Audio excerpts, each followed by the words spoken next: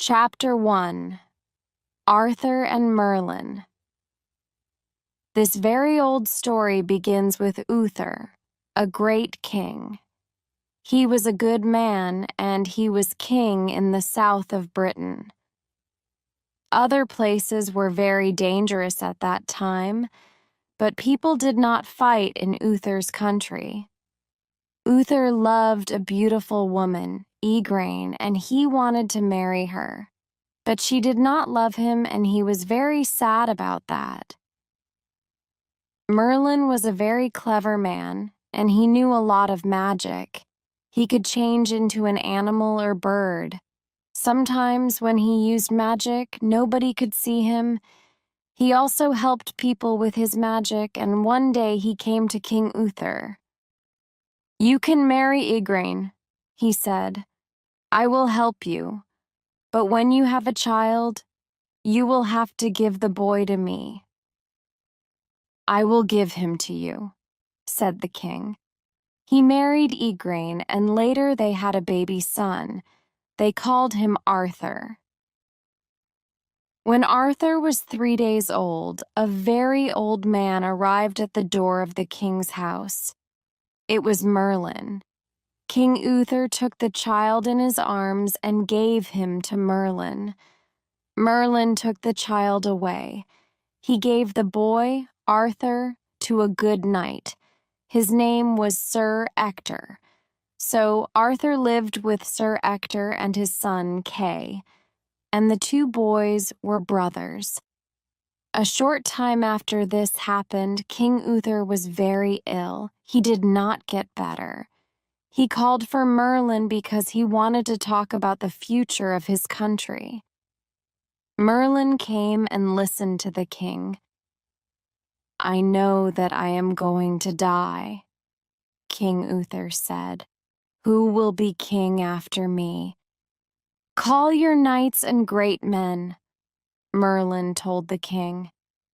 "Tell them, my son Arthur will be the next king." King Uther told his people this before he died. But a lot of people wanted to be king, so the knights and great men began to fight. There was no new king for a long time. When Arthur was a young man, Merlin went to London. He visited the archbishop, the most important man in the church. "Call the knights to London. Then we will find the new king," Merlin told the archbishop. The knights came to London. They met at a large church, and the archbishop spoke to them. When they came outside, they saw something strange in front of the church. It was a very large stone with a great sword in it. The sun shone on the sword, and it looked very strong. The knights were excited and started to talk about it. Where did it come from? How did it get here? Who brought the stone here? We didn't see anybody, and who put the sword in it? On the stone were these words, "Only the king can take the sword from the stone." Every knight tried to pull the sword out of the stone. Nobody could do it. The sword did not come out. The knights pulled and pulled, but they could not move the sword. "Our king is not here," said the archbishop. "But I know that we will find him." 10 knights stayed and watched the stone. The archbishop invited all the great men in the country to London for a big fight. There were many big fights at that time. People fought on horses with swords in their hands. The strongest and best knight always won. "Perhaps the new king will come to the fight," thought the archbishop. Sir Ector went to the fight with his 2 sons, Sir Kay and young Arthur. Arthur was now 16 years old. The young men wanted to fight with the other knights, but Sir Kay did not have a sword. Arthur was a kind young man. He wanted to help. "There is a sword and a stone outside a church. I saw it on the way here. I will get it and fight with it. Then you can have my sword," he said to his brother. Arthur left Sir Kay and quickly went to the church. There were no knights outside by the stone because they were at the fight. Arthur climbed down from his horse and went to the stone. He did not read the words on the stone. He took the sword in his hand and pulled. It came out of the stone easily. He ran back to his horse with the sword. Some minutes later, he met Sir Kay and Sir Ector again, and he showed them the sword. "Where did that sword come from?" Sir Ector asked. He knew about the words on the stone. They went back to the place outside the church, and Sir Ector put the sword in the stone again. "Now pull it out," he said to Arthur. Arthur pulled it out. It came out as easily as a knife out of butter. Sir Ector saw this and took Arthur's hand. "You are my king," he said. Arthur did not understand. What did his father mean? "Arthur," Sir Ector said slowly, "I love you very much, but I am not really your father. Merlin, the famous man of magic, brought you to me when you were a small child. I took you into my family because he asked me. Now I know that you are the king." "I will try to be a good king," said Arthur. "And I will listen to your words, because you are my father. Sir Kay, my brother, you will be an important knight and a friend to me." Then they went to the archbishop and told him everything. The knights were angry. They did not think that Arthur was really the king, so the archbishop called all the knights to the stone. Arthur put the sword back into the stone. Every knight tried again to take it out, but it did not move. Then they watched, and Arthur pulled it out easily. Everybody shouted, "Arthur is our king! Arthur is our king!" Many people came to see Arthur. They were all happy because now they had a kind, good king. He was strong and he was not afraid.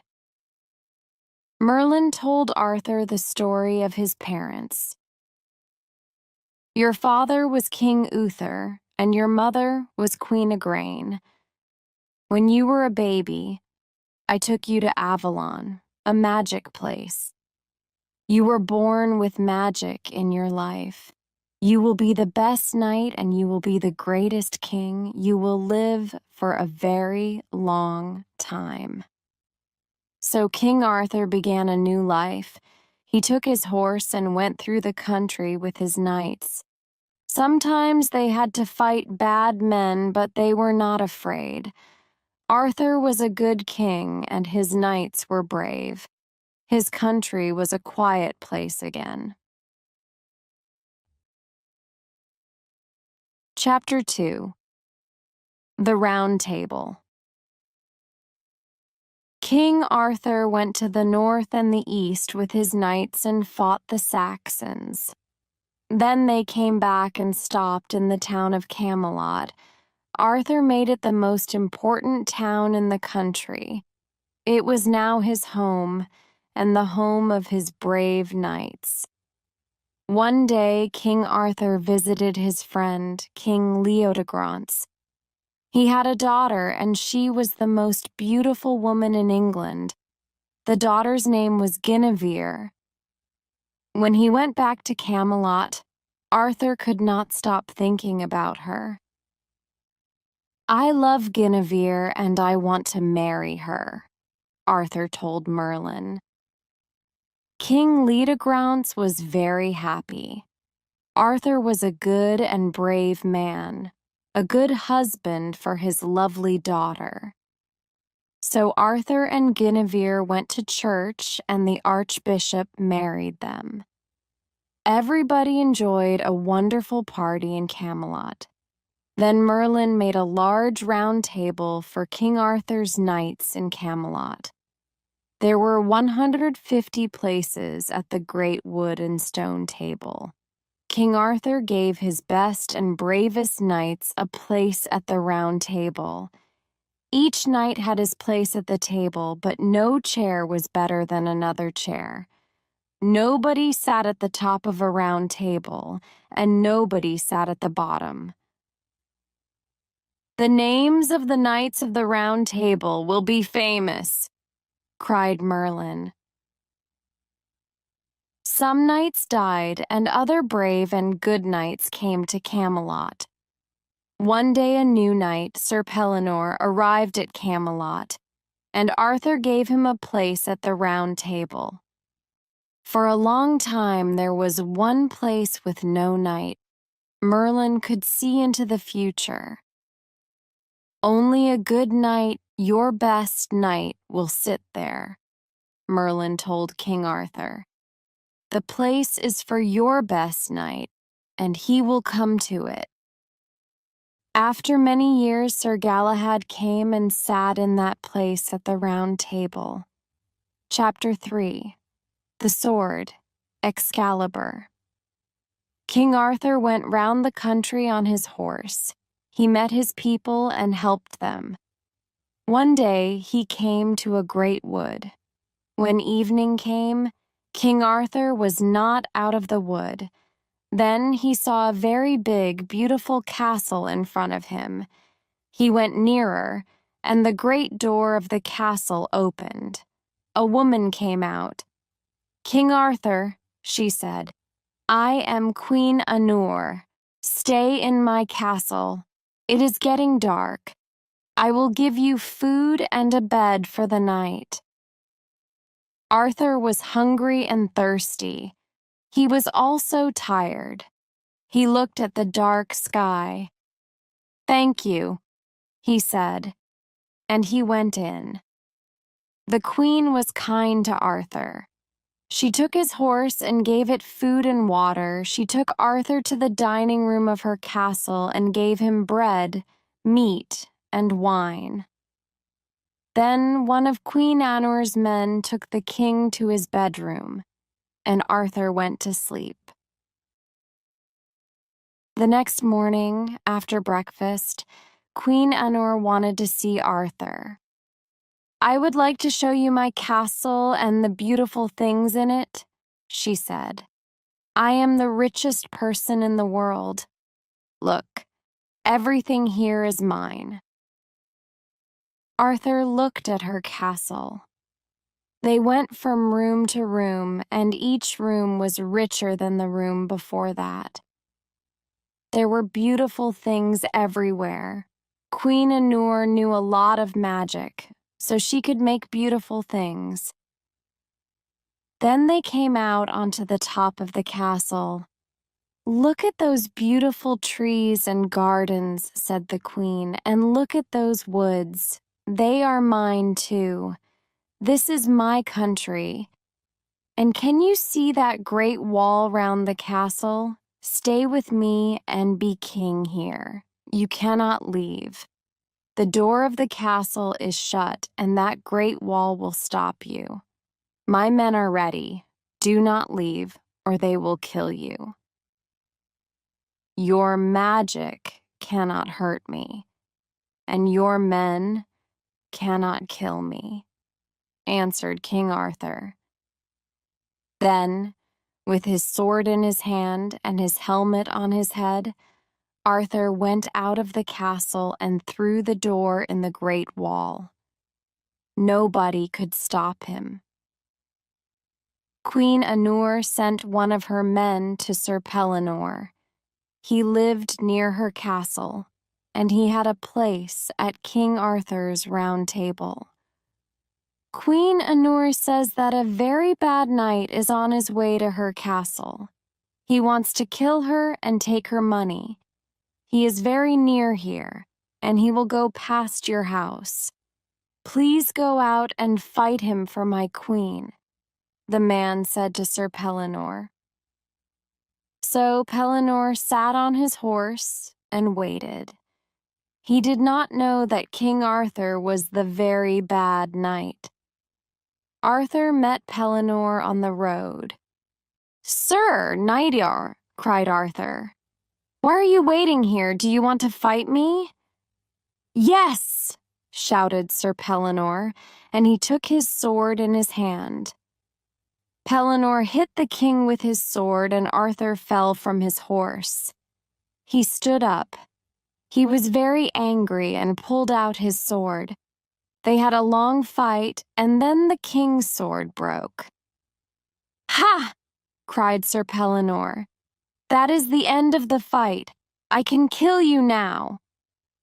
Arthur threw down his sword. He ran at Sir Pellinore and threw him onto the ground. The two men were very tired, but they fought for a little longer. Then Arthur put his foot on Pellinore's head. Arthur took the helmet from his head so Pellinore could see his face. "Shall I kill you?" Arthur said. Pellinore looked up and saw Arthur's face. "My king!" he cried. "I did not know it was you. Queen Anur wanted me to fight a bad knight on this road. I am not that bad knight. But I know you did not want to kill your king," said King Arthur. Then the two men were friends again. Sir Pellinore hurt King Arthur in the fight, so Merlin visited Arthur. In 3 days Arthur was well again. "My sword broke in the fight," Arthur told Merlin. "That sword was not important," said Merlin. "Come with me and you will find the best sword in the world.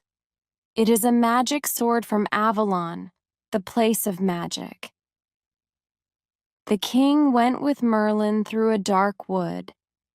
The trees shut out the light from the sun, and Arthur could not see the sky.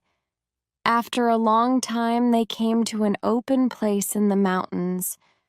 There were no trees, but Arthur saw a strange lake. The water was very blue, and there were flowers next to it. "Now go to the lake," Merlin told Arthur. So Arthur left his horse with Merlin and walked down to the magic lake.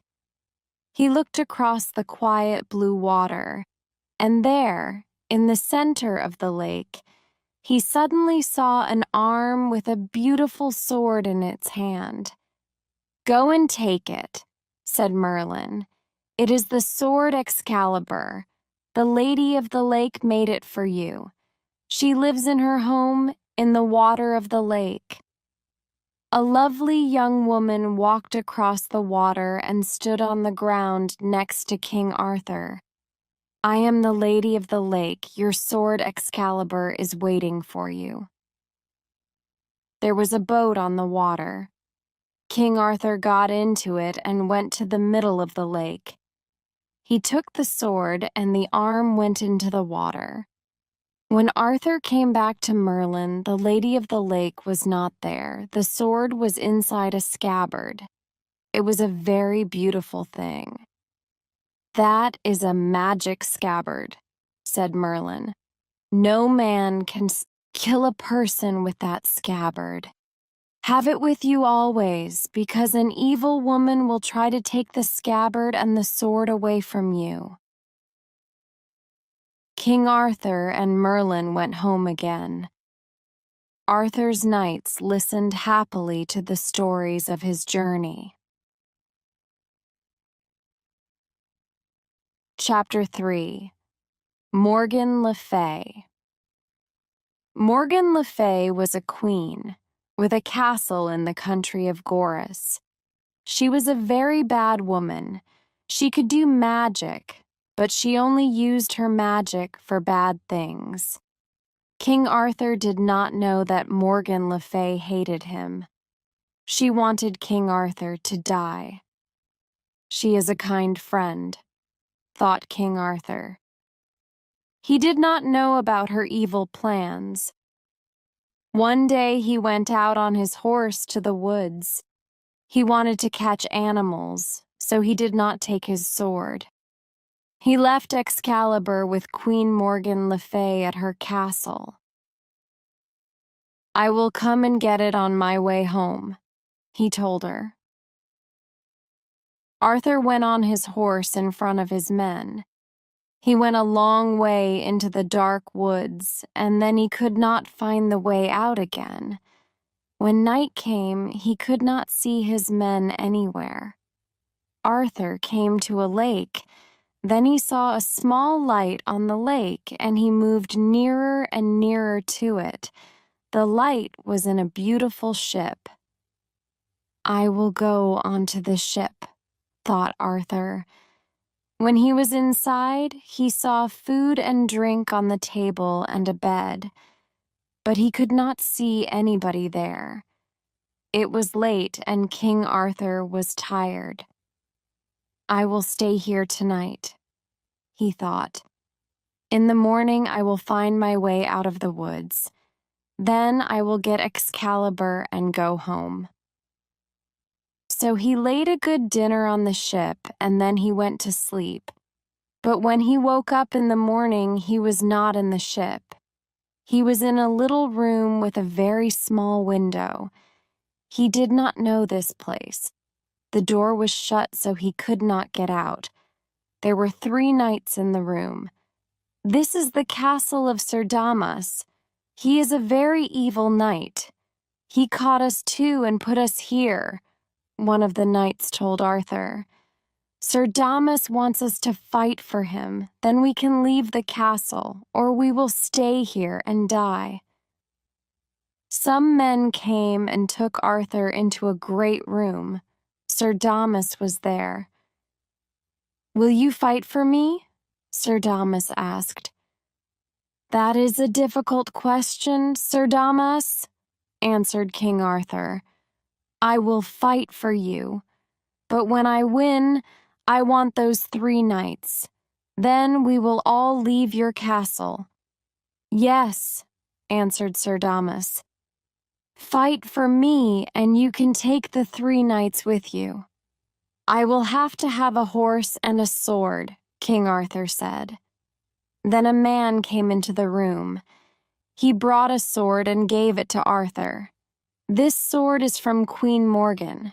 Le Fay, it is for you, King Arthur. You left it with her, and she heard about your fight today. She wants you to have Excalibur," said the man. King Arthur looked at the sword. "Yes, this is Excalibur," he thought happily. No man could kill him when he had the magic scabbard. Sir Damas gave him food and drink, and he got ready for the fight. When Arthur was ready, he went outside. He saw another knight there, but he did not know him. He could not see the knight's face behind his helmet. "Who is this knight? Which castle does he come from? Which king sent him?" thought Arthur.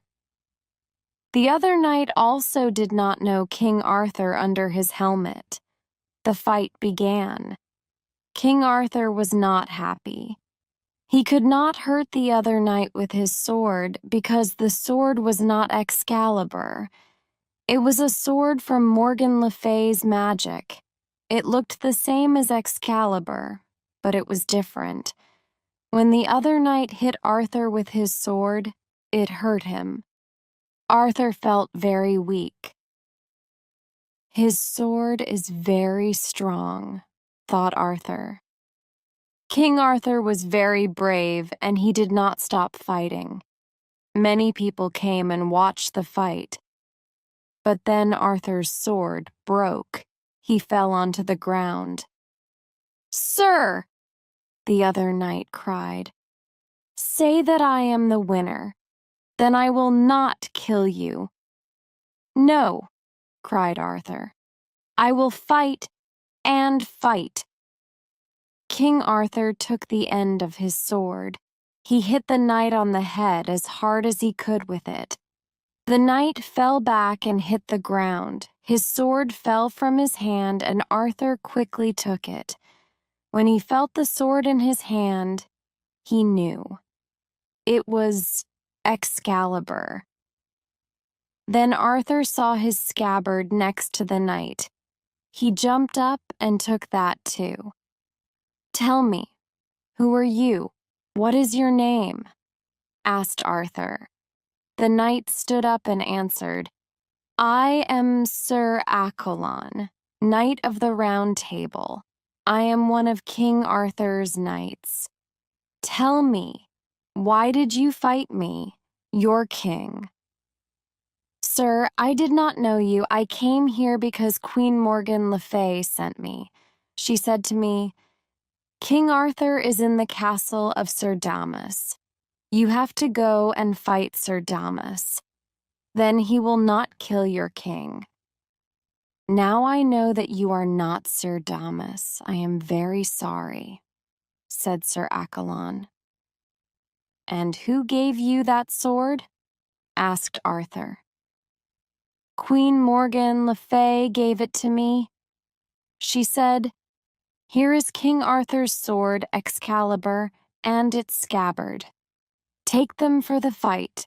Then you will fight well, and your king can leave the castle of that evil knight Sir Damas.'" King Arthur was very angry when he heard Accolon's story. "I know now that you did not want to kill me, Sir Accolon. You are a brave knight. Now I understand Morgan Le Fay's evil plan. I had a conversation with Merlin, the man of good magic. I have to be careful with my sword and scabbard," he said. But I did not listen. King Arthur went back to Sir Damas' castle with Sir Accolon, and they found the three knights. There was a great fight with Sir Damas, arid king. Arthur won with Excalibur, but after the fight, he had a lot of wounds. "Bring Sir Damas to me," said the king. Sir Damas came to King Arthur. "Why did you want me to fight for you? Why did I have to fight Sir Accolon, one of my knights?" King Arthur asked him. "Because Queen Morgan Le Fay wanted it," answered Sir Damas. "You are not a brave man," said Arthur, "and now you will not be a knight. I am taking your castle from you and everything in it. I am going to give it to your younger brother." Then King Arthur left. He did not go to Camelot because he wanted to get well first. Morgan Le Fay went to stay at Camelot, and King Arthur was not there. "King Arthur is dead now," she thought. But then her men came to Camelot, and they told her about the fight. "King Arthur did not die in the fight," they said. Morgan Le Fay went to Queen Guinevere and said, "I have to go back to my country now. My people want me there." Queen Guinevere knew nothing about Morgan Le Fay's magic and her evil ideas. "Don't go," she answered. "The king is coming back to Camelot. I think he will be here tomorrow or the next day. He will be happy when he sees you." "No, no," said Morgan Le Fay. "I cannot stay. I have to go." And so she left Camelot on her black horse. Morgan Le Fay and her black horse did not stop that day or that night. When she met people on her journey, she asked them, "Where is King Arthur? Tell me, where is the king?" After a long time, she heard about him. "The king is ill," a man told her. He fought a knight at Sir Damas's castle. The knight wounded King Arthur, so he cannot go back to Camelot. He is staying with the nuns. They are good women, and he will get better there with their help. The nuns worked for the church and helped people. They were very kind and lived in a large, quiet house. People could stay there when they wanted their help. Morgan Le Fay said thank you to the man and went to visit the nuns. "I am on a long journey and I am hungry and thirsty," she said. "Please, can I eat something?" The nuns brought food and drink and gave it to Morgan Le Fay. "Is there another visitor here?" "Here?" she asked. "Yes," the nuns said. "King Arthur is here. A knight's sword wounded him in a fight. He will leave when his wounds are better. He is sleeping. You can speak to him when he wakes up." "Oh, the king!" Morgan Le Fay cried. "I cannot wait because I have to go home, but please, can I look at him? I love our king and I would like to see him." "We cannot wake up the king. He is in his bed and he is ill," said one of the nuns. "Please let me sit next to him for a minute or two. I want to see his face," asked Morgan Le Fay again. The nun thought about it. "Yes, all right. You can go and look at him, but do not make any noise. Do not wake him up." Morgan Le Fay went into King Arthur's room. She stood next to him and watched him. The king was asleep, but he had his hand on Excalibur. She could not take the sword away because she did not want to wake him. Then she saw the scabbard at the end of the bed. Quickly, she took it and put it under her clothes. Nobody could see it there. She went out of the room and said thank you and goodbye to the nuns. Then Morgan Le Fay got on her black horse and left. Later, when King Arthur opened his eyes, he could not see the scabbard. "Something is wrong," he thought. "Where is the scabbard of my sword, Excalibur?" He was very angry and called a nun. "Did anybody come into this room when I was asleep?" he asked her. "Queen Morgan Le Fay came," she said, "but no other person. She could not stay, but she came into the room. She loves you, and she wanted to see your face." "Thank you," said the king. "Thank you for your help. I came here to your house when I was ill. You were kind and good to me. My wounds are getting better, but I have to go now. It is important. I have to follow Queen Morgan Le Fay. When she visited me in my room, she took the scabbard of my sword, Excalibur." The nuns did not want him to leave because he was not ready, but they helped him onto his horse, and he left their house. King Arthur did not stop for hours. Then he came to a river. There was a man there with his animals. "Did anybody come this way?" asked the king. "Yes," answered the man. "A beautiful woman came on a black horse. She went across the river here very quickly and did not stop." King Arthur went over the river, through woods and up a mountain. Then he looked down and he saw Morgan Le Fay a long way away. Morgan Le Fay looked back and she saw the king. The ground was hard and there were a lot of stones. She went across the stones and arrived at a lake. The lake was black. No animal drank the water. No birds sang in the trees. Queen Morgan Le Fay got off her black horse and took out the scabbard of King Arthur's sword Excalibur. She threw it into the water. "King Arthur will never have it," she cried.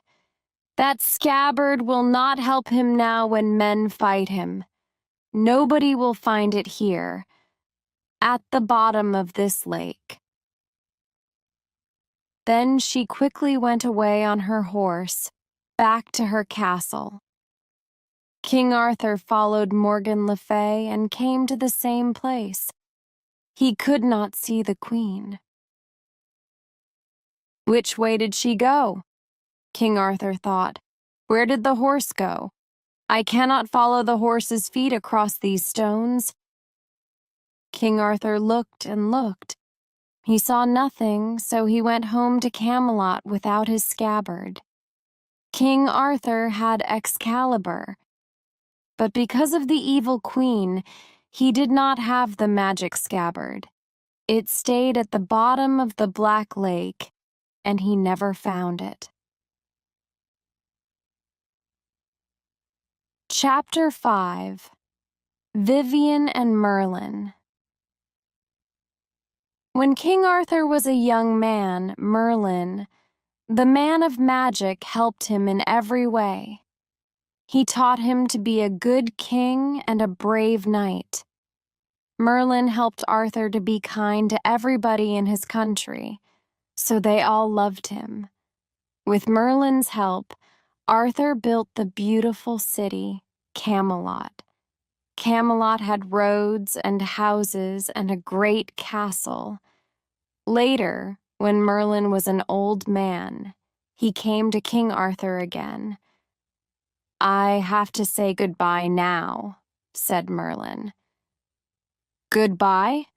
Why, Merlin?" asked King Arthur. "I am going to die," Merlin told him. "I will not always be here. In the future, when you make mistakes, my magic will not help you." "Oh, Merlin," said King Arthur sadly, "I do not want you to go. I am going down into a dark cave, and I cannot come back from that cave." "But Merlin," King Arthur cried, "you know a lot of magic. Can you not stop this? Do you have to die?" "I cannot stop it," answered Merlin. "You have to be a strong king without me now." After Merlin spoke to King Arthur, Lady Vivien came to Camelot. Before this time, she lived with the Lady of the Lake. The Lady of the Lake made Excalibur, and she knew a lot of magic. Vivien learned magic from the Lady of the Lake. Then she went to Camelot and studied with Merlin. When she knew all Merlin's magic, she thought, "He is an old man. I cannot kill him because his magic is strong, but I can send him away somewhere so he cannot come back. Then I will have the greatest and strongest magic in the world." Vivien went on a long journey with Merlin to another country. They climbed a high gray mountain and came to a dark place with a lot of trees and a small river. There they saw a magic cave inside the mountain. "The mouth of the cave is open now," said Merlin to Vivien. "When you say the magic words, the mouth of the cave will shut." "I know these magic words. But which words will open it again?" asked Vivien. "I do not know," said Merlin. "I want to look inside the cave," Vivien said. "Please come with me. Show me the way." So Merlin went into the cave first, but Vivien ran out quickly. She shouted the magic words, and the mouth of the cave shut loudly. Merlin was inside and could not get out. Some people say that the great Merlin is there now, inside the cave. One day, they say, somebody will break open the big stone door of the cave. Then Merlin will come out again and help the world with his magic. He will, they say, teach everybody to be good and happy. But after that sad day, King Arthur had no help from his friend Merlin. Chapter 6, Sir Meligrance. It was the month of May. The weather was warm, and the sky was blue. The flowers looked very beautiful in the sun. Queen Guinevere called her 10 knights and her ladies and said, "Let's enjoy this beautiful day. We can look for some lovely spring flowers. Let's take some food and drink and have a party in the wood." So Guinevere left the castle with her knights and her ladies. Some boys from the castle went with them and carried their things. All day they enjoyed the sun. In the afternoon they sat under the tall green trees. They ate and they talked. Then evening came. "Now let's go home," the queen said. "King Arthur is waiting for us at Camelot." They were all ready when suddenly 20 men with swords and helmets jumped out from the trees. "Stand there and do not move," one of the men shouted, "or we will kill you all." It was Sir Meligrance, with his men. He loved Queen Guinevere and he wanted to take her to his castle. "I love you," he said, "and you are here without the king." "Sir Meligrance," cried the queen, "King Arthur made you a knight of the Round Table. A knight has to be a good man. How can you take away your king's wife?" "I only know that I love you. My men will help me. They will fight your knights," answered Sir Meligrance. Guinevere's 10 knights turned to Sir Meligrance. "We will not stand here when you take our queen away, sir. We will stop you." Sir Meligrance and his men had better swords and helmets than Guinevere's knights. His men were ready. Guinevere's, men were only there for the flowers. The fight began. Guinevere's knights were brave and fought hard, but they could not win. Sir Meligrance's men were too strong for them, and there were 20 of them. They wounded all Guinevere's good knights in the fight. "Stop," cried Guinevere to her knights, "or they will kill you." She looked at Sir Meligrance. "All right, Sir Meligrance, I will come with you." She was very angry and afraid. "Come with me, my brave knights, to Sir Meligrance's castle." So Queen Guinevere and her people went to the castle, but first the queen spoke to one of the boys. "You have a good, fast horse," she said to him quietly. "Go quickly to Camelot. Tell the king and Sir Lancelot."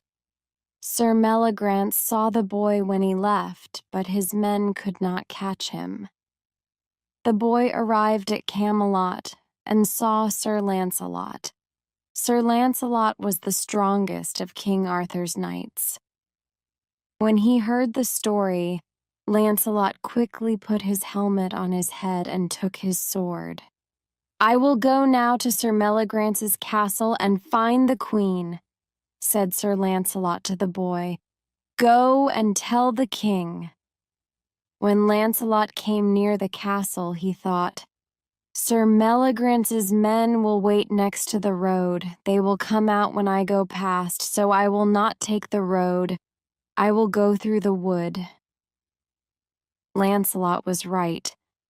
Sir Meligrance's men waited by the road, but they did not see the knight. Sir Meligrance saw Lancelot outside the castle. His men were by the road, and suddenly he was afraid. Lancelot was brave and strong. He could fight Sir Meliagrance and win. So Sir Meliagrance went to Queen Guinevere and said, "Oh, my queen, I am sorry. Please say you are not angry with me. I will take you back to Camelot and I will fight for King Arthur. I want to be a good knight." The queen did not know about Lancelot and Sir Meliagrance's men, so she answered, "Yes, you are sorry. I can see that. I will not be angry with you." When Lancelot arrived at the castle, Guinevere told him, "I am not angry with Meliagrance now. Let's stay here tonight and we will go back to Camelot tomorrow morning." Sir Lancelot was very angry, and Sir Meliagrance knew it. "Sir Lancelot will kill me when the queen leaves this castle," he thought. They ate in the castle's great dining room. When they finished dinner, Sir Meliagrance said to Lancelot, "I will take you to your room and you can sleep." He showed Lancelot into a room with a door in the floor. Sir Lancelot put his foot on the door and it opened. He fell into a little room below the door and he could not climb up again. Sir Meliagrance went to the queen. Sir Lancelot did not want to stay here. He went back to Camelot, he told her. The next day, Queen Guinevere went back to Camelot with Sir Meliagrance. When they arrived, they saw King Arthur.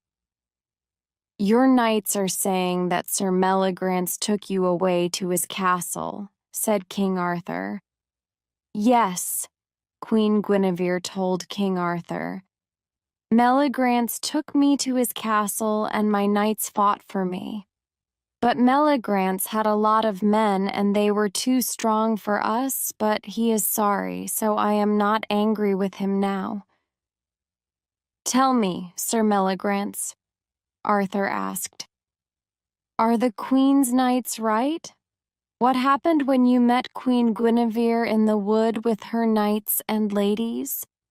Sir Meliagrance answered, "I did not take the queen away.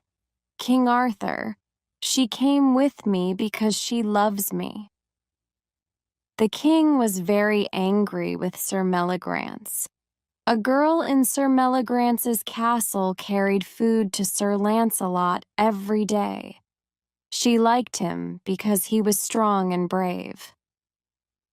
So when Sir Meliagrance took Guinevere to Camelot, the girl opened the door in the floor.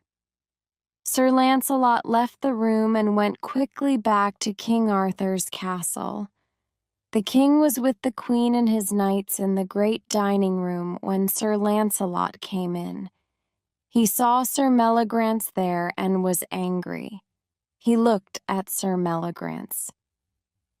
"You took away Queen Guinevere to your castle," cried Sir Lancelot. "She is not angry with you now, so I will not kill you for that. But now you say that she loves you. For this I will kill you. I am the strongest of King Arthur's knights, so I will fight you without a helmet, but I will win." Sir Meliagrance quickly moved closer to Sir Lancelot. He hit the other knight's head with his sword because he had no helmet. But Lancelot jumped away and cut Sir Meliagrance's helmet in two, and Sir Meliagrance fell to the ground, dead. Chapter 7. Sir Tristram.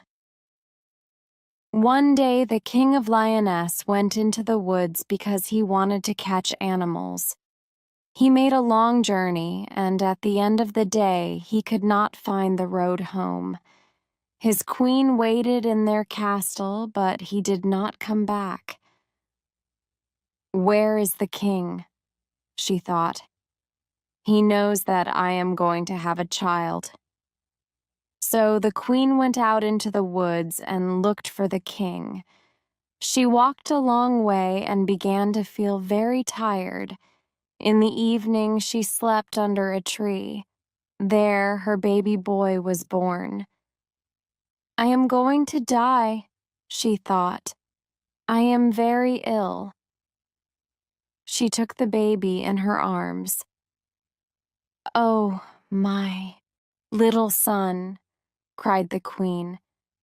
"I will give you the name Tristram.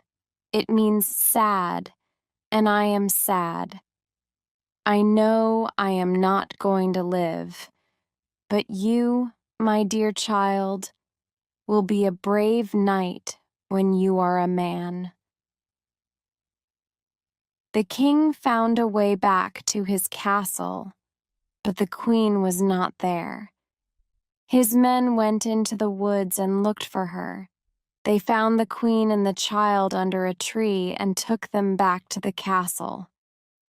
The queen told the king the baby's name, and then she died. For many days the king did not speak or eat. "He will die too," people said, "and the little boy Tristram will be our king." But after a long time, the king began to enjoy life again. 7 years later, the king of Lyonesse married again, and the new queen had a son. She loved her son very much, but she did not like Tristram, the son of her husband's first wife. One day the queen thought of a plan. She made a drink for Tristram and put some poison in it. "He will think it is wine," she thought. "But when he drinks it, he will die." She put the glass on the table, ready for Tristram. "Everything is ready," she thought. "Good." But the queen's son came into the room before Tristram. He was very thirsty, and he drank from the glass. Then he fell on the floor and died. The queen tried to kill Tristram a second time. Again, she put some poison into his drink. She put the glass on the table and again waited for Tristram. This time, the king came into the room. He put his hand out to the glass of wine, but the queen cried, "Do not drink it." The king suddenly remembered his second son. There was poison in his drink. Then he understood the queen's evil plan. "You wanted to kill Tristram, but your son drank the poison, so you tried to kill Tristram again, but I nearly drank it." The king was very angry. "Make a fire! Take the queen and put her in it!" he shouted to his men. But when the fire was ready, Tristram came to his father. He fell down at his father's feet. "Father, do not do this. Take your wife back, love her, and she will love you. She hates me, so send me away. Then you will be happy again." So Tristram went to live with his father's brother Mark. Mark was king of Cornwall. He loved Tristram, and Tristram loved his uncle. He was happy there. When he arrived there, Tristram was a boy. Some years later, he was a strong, brave man. The King of Ireland also had a son, Sir Marhaus. Nobody could fight him and win. One day, Sir Marhaus came across the sea to King Mark's castle. "I am the best and strongest knight in Ireland. Send a knight to me and I will fight him. Then you will see." Not one of King Mark's knights wanted to fight Sir Marhaus. Then Tristram went to his uncle and said, "I am not a boy now. I am a man. Make me a knight and send me. I can fight Sir Marhaus and win." King Mark thought for a long time. I do not want to send you, but the other knights will not fight him," he said. So the king made his brother's son, Tristram, a knight, and Tristram got ready for the fight. Many people came and watched the two men. They fought with their swords all day. Sir Marhaus was strong, but he was older than Sir Tristram. He was not as quick on his feet. He could not hit Tristram. The sun was hot, and Sir Marhaus started to feel tired. Tristram's sword cut through Sir Marhaus's helmet and killed him.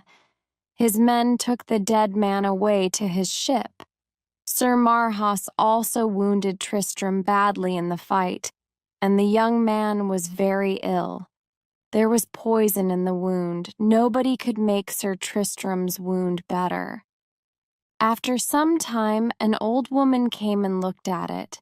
She said, "Ah, the poison in this wound came from Ireland. Send your knight there, and somebody will make him better."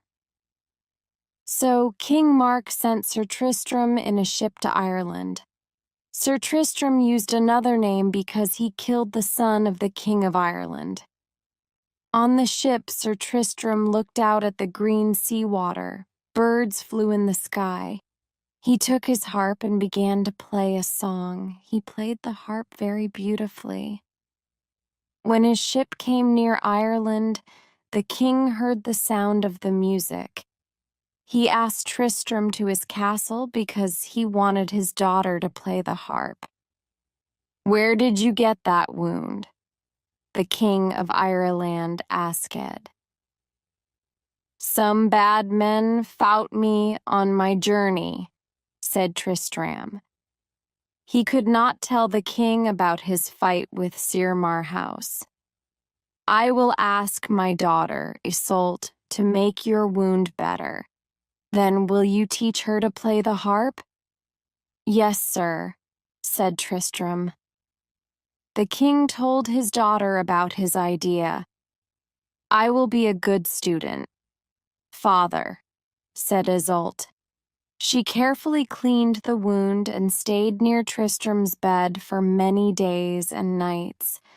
Then, when he was well again, Tristram taught Isolde the harp. She enjoyed playing it and learned well. They were very happy. Tristram liked Isolde very much, and she liked him too. Isolde knew another knight. His name was Sir Palomides. He loved Isolde and wanted to marry her. He asked her again and again. She did not like him, but he did not listen to her. One day there was a big fight between the great men and knights in the country. A lot of people watched these fights. The knights were on the horses with swords in their hands. Sir Palomides wanted to fight.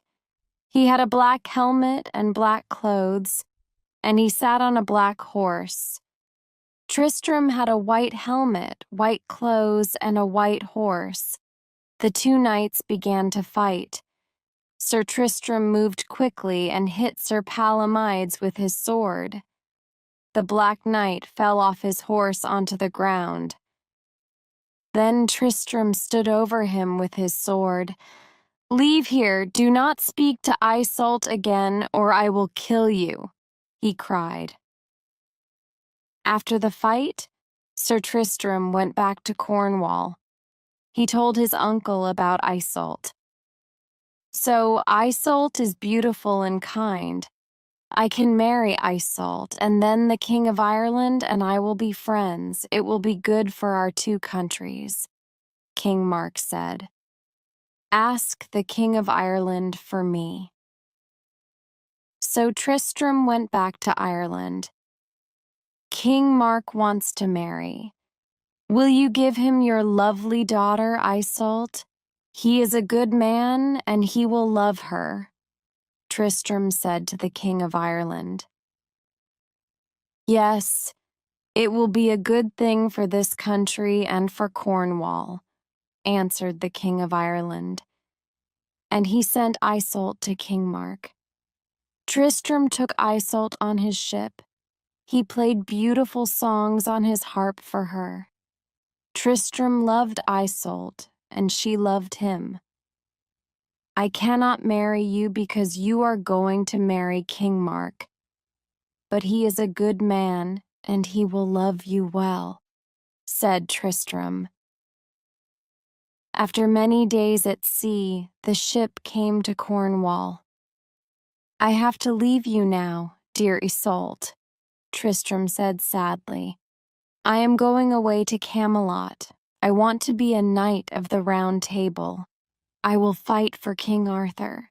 But please remember this, I am your friend, and I will always love you. When you want my help, I will come." So Isolde married King Mark, and he gave her many lovely things. But one day Sir Palomides suddenly arrived and carried Isolde away on his horse. Another knight went after him, and Sir Palomides fought him. Isolde ran away. She ran and ran through the wood. "Night is coming," thought Isolde. "Nobody will find me here in the dark wood." She sat down and cried. Then she saw a lake. "I will jump into the water and die. Then that evil Sir Palomides cannot hurt me or take me away." Isolde stood by the lake and looked into the cold water. She heard the sound of a horse and turned round. It was not Sir Palomides. It was another knight. "Who are you?" asked Isolde. She was afraid. "I am Sir Atherp," answered the knight. "Why are you here in the wood at night?" "Queen Isolde, do not be afraid. I will not hurt you. I hope I can help you. I ran away from Sir Palomides. He wants to take me away. Oh, please help me." "It is dangerous for you here," Sir Atherp said. "Come with me to my castle." Later that night, Sir Palomides arrived at the castle of Sir Atherp. "Open the doors," he shouted, but nobody answered. Sir Tristram was on his way to Camelot when a man ran to him. "Sir Palomides took Isolde away," he said. Tristram was very angry. He went back to Cornwall quickly and looked for Isolde. He saw a knight on the ground in a wood. "Sir Palomides wounded me in a fight," said the man. Tristram gave the brave knight a drink of water. "Where did Isolde go?" Sir Tristram asked the knight. "I do not know," answered the knight. "She ran away when she saw the fight."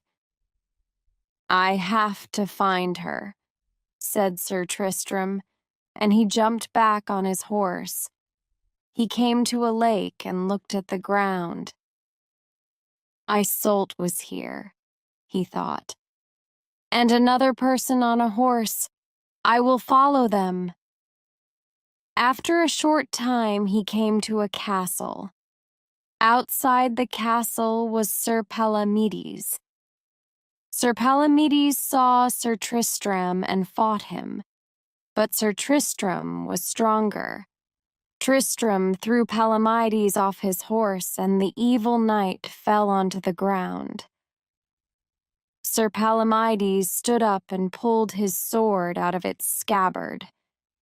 Then Tristram got off his horse and took out his sword. The two men fought there in front of the castle.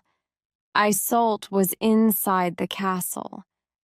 She heard the noise of the fight and looked down from her window. "Tristram is here," she cried. "He will help me." She watched the fight. Palomides fell again, and Tristram stood over him with his sword.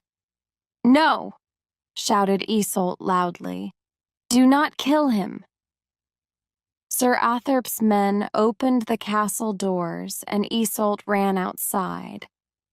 "Please do not kill him, kind Sir Tristram. He fought bravely. Send him to King Arthur, and he will learn to be a good knight. Then he can fight for the king." "I will do this for you," answered Tristram. So Sir Palomides went to Camelot and learned to be a very good knight. Sir Tristram took Isolde to King Mark, and he stayed in Cornwall with them. But the king began to be afraid of him. "Sir Tristram is young and brave," he thought. "He fought Sir Palomides for my queen, Isolde. Perhaps now she will love Tristram and will not love me." One day Tristram went with Isolde to the beach. King Mark followed them there and watched them. Tristram played a beautiful song for Isolde on his harp. She listened with a smile on her face. Suddenly, King Mark came with his sword. "Why are you singing love songs to my wife?" he shouted. "I am going to kill you for this." Tristram had no sword and could not stop King Mark. The king wounded Tristram very badly, and he fell at Isolde's feet and died. Day after day, Isolde sat and looked at the sea. She did not eat or drink. She did not speak to anybody again. She cried because Tristram was dead. Then she died too. When King Arthur heard the story of Tristram and Isolde, he was very sorry. Tristram was a brave knight of the Round Table. Arthur was very angry with King Mark, so he sent another knight to Cornwall. That knight killed him. Chapter 8. The Grail. King Arthur and his Knights of the Round Table were in Camelot. One day an old man with white hair and in white clothes came to the king. "My king, I am bringing you a young knight. He is the son of a great man, and he will do great things." The king saw a young man. He wore red clothes and a red helmet, and his face was very beautiful. For a long time there was one place at the Round Table without a knight at it. Years before, Merlin said, "Only a good knight, your best knight, will sit there. The place is for your best knight, and he will come to it." This was the only place with no name on it. The old man took the young knight to that place at the Round Table. There was a name there for the first time. It said, in gold letters, Sir Galahad. "Sit here," said the old man. Then he left King Arthur and the Knights of the Round Table, and nobody saw him again. "Who is this young man? Why is he sitting there? Why is he not afraid?" asked the king. "Does anybody know him?" "I know him," said Sir Lancelot. "When I was on a journey, a nun came outside with this young man. She brought him to me and said, 'His name is Galahad. He has to be a knight. It is very important.' Then she took him inside again." The other knights looked at Galahad, and they looked at Sir Lancelot. Their two faces were nearly the same. "Sir Lancelot married when he was very young," remembered one of the knights. "This is Sir Lancelot's son." Sir Lancelot smiled at his son but said nothing. King Arthur made Galahad a knight, and they all sat down at the Round Table. Suddenly they heard a loud noise. Then there was a great white light. They looked up and saw a gold cup above the table. What was it? Where did it come from? And then suddenly it was not there. Nobody spoke. Then Sir Galahad said, "That is the Grail, and it is in this country. I will go out and look for it. I will come back when I find it." "We will go with you," said Sir Lancelot, Sir Cors, and Sir Percival. King Arthur was very sad. He looked round the round table at his knights. Then he spoke to them. "We were brothers, but this will be the end of our round table. You are leaving, and I will not see you again." The four knights got on their horses and left Camelot. For many years they looked for the Grail, but they found nothing. Other knights also left and looked for the Grail. Nobody found it, and some knights never came back to Camelot. The Round Table was different now, and King Arthur was very sad.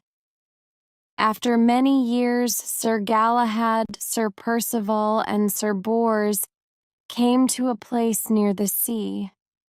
They looked down and saw a ship. It was evening, but white light shone from the ship. "I know that we are going to find the Grail," said Sir Galahad. They went down to the sea and onto the ship. There, on a table, was the Grail. They were all very excited. "Look!" cried Sir Galahad. "Here is the Grail. Now we can end our journey." The knights were all very tired and they fell asleep. The ship went out to sea. The next morning, when the knights woke up, they were near a great city. "We have to take the Grail into the city," said Sir Galahad. So they took the Grail and left the ship. There was no king in that country because the dead king had no son. The great men sat in the castle and thought about the problem. When King Arthur's knights arrived at the castle with the Grail, everybody was excited. Then an old man came into the castle. He had white clothes and white hair. The knights knew him when they saw him. "These three knights are here at the end of a long journey," said the old man, "and they have the Grail. Take the youngest knight, a very brave man, and make him your king." Then the old man left. Nobody saw him come and nobody saw him go. So Sir Galahad was now the new king. "I found the Grail, and I am happy now," Sir Galahad said. He built a beautiful church and put the Grail in it. Then the old man came to him again. "Your work is done, now you are going to die," he said. Sir Galahad was not afraid. In the morning they found him dead in front of the Grail, and his face was very happy.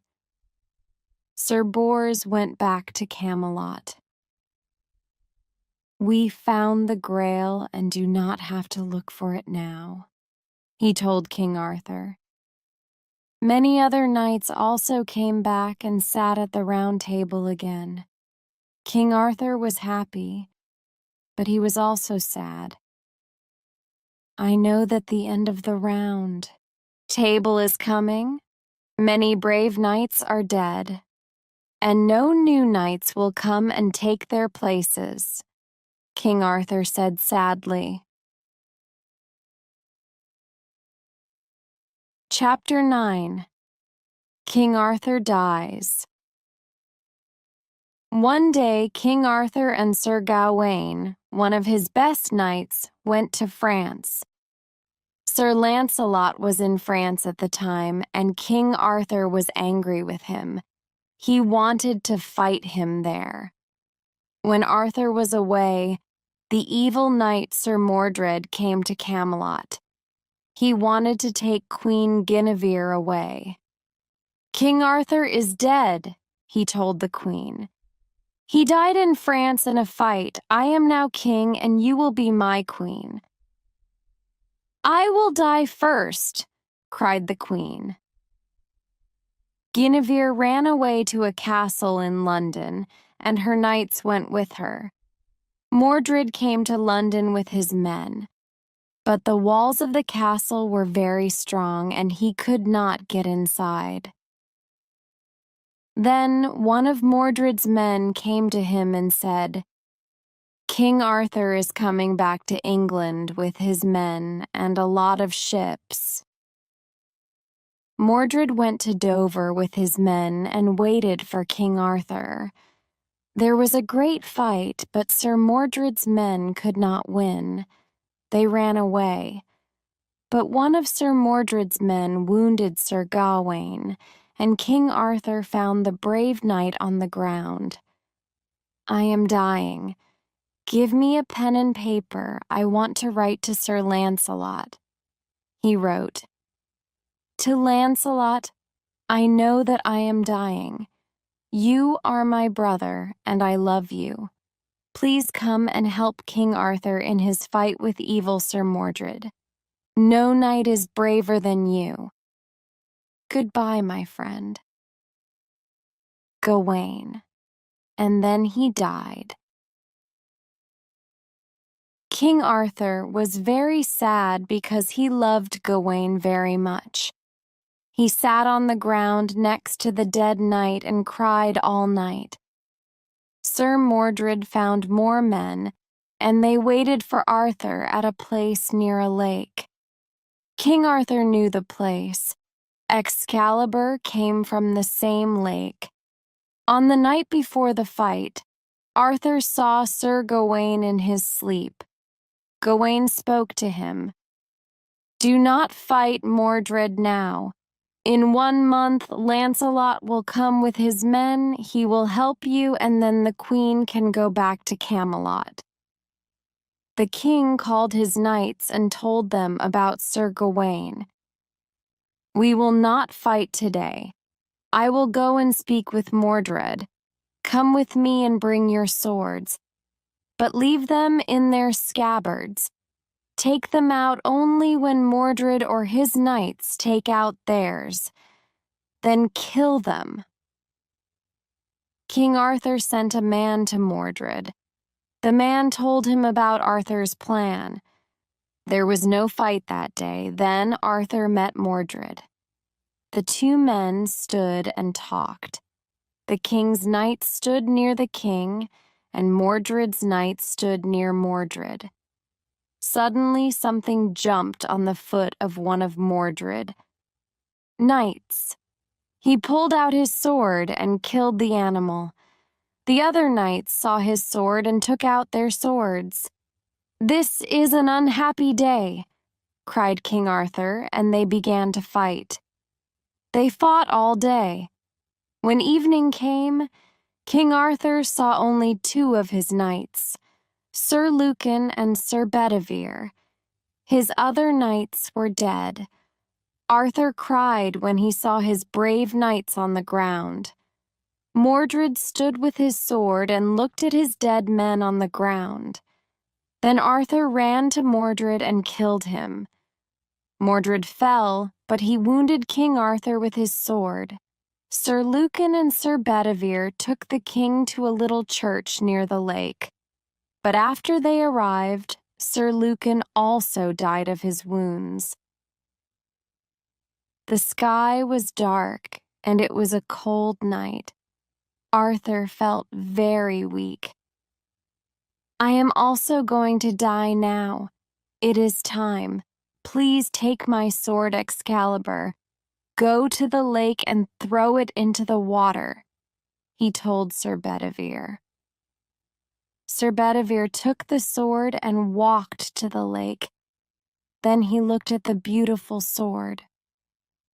"Why do I have to throw this beautiful sword into the lake? That will not help King Arthur," he thought. So he put Excalibur under a big stone and went back to the king. He said, "I did it. I threw your sword into the lake." "What did you see there?" the king asked. He was very cold, and his wounds hurt him. "I saw the water, the sky, and the stones. That is all." "Then you did not do the right thing. You did not throw the sword into the lake," King Arthur said. "Go again and throw Excalibur into the water. Then come to me again." Sir Bedivere went again to the lake and took the sword from under the stone. He looked again at the beautiful sword and thought, "I cannot throw this sword into the water. I want to have it. Then I will always remember King Arthur." So again he put the sword under a stone, and again he went back to King Arthur. "I saw the water, the sky, and the stones. Then the sword fell into the lake," he said. "Go again," the king said very sadly. "Go quickly, because I am dying." "Oh, my king, I am very sorry," said Bedivere. "I will do it now." He went back to the lake very quickly and got Excalibur. This time he threw it hard over the water. An arm came up out of the water and caught the sword. Then the arm took it down into the lake. Sir Bedivere went back and told the king about the arm. "Now," said King Arthur, "take me to the lake quickly." Sir Bedivere carried the king to the lake. There was a long black boat on the water, and some ladies in black dresses were in the boat. The Lady of the Lake and Queen Morgan Le Fay were two of the ladies. He looked at their faces and thought, "I know these faces. I knew these ladies when they lived. Now they are dead, but I remember them." "Please put me on the boat now," said King Arthur. So Sir Bedivere put him on the boat, and the ladies stood round him. "I am leaving you now, and I want you to tell the story of King Arthur and the Knights of the Round Table. I will come again one day when my country asks for me," called King Arthur to Sir Bedivere from the boat. Those were the king's last words. The boat went out across the water. Sir Bedivere stood and cried. And that is the end of the story of King Arthur and his brave Knights of the Round Table.